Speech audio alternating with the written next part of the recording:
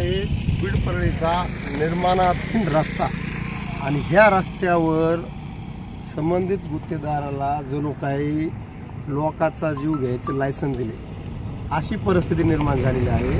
तुम्ही बघू शकता हे ढिगारे हे खड्डे काहीच भरण्यात आलेलं नाही बरं का। आणि मग वाहन येणार जाणार, रात्री आले ढिगाऱ्याला धडकले, हात मोडा पाय मोडा जीव गेला, गुत्तेदाराला ह्याचं काय देणं घेणं नाही।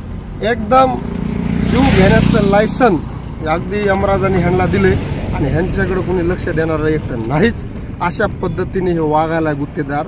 मग गुत्तेदाराला कळकळीची विनंती, बाबा कमून जीव घ्यायला लोकांचे हात मोडतेत पाय मोडतेत। तिथे काल परवा तिथे मोठा ॲक्सिडेंट झाला। काल इथं आमच्या गावचा एक मुलगा आला होता, डायरेक्ट ह्या मातीच्या ढिगाऱ्याला धडकला, त्या इथूनच हाताचा तुकडा पडला। असे अनेक उदाहरणं आहेत आणि दररोज घडतंय, कुणी बघायला तयार नाही आहे। या जिल्ह्यात 2 मंत्री 6 आमदार 1-2 विधान परिषद सगळे आहेत, पण कुणाला देणं घेणं नाही।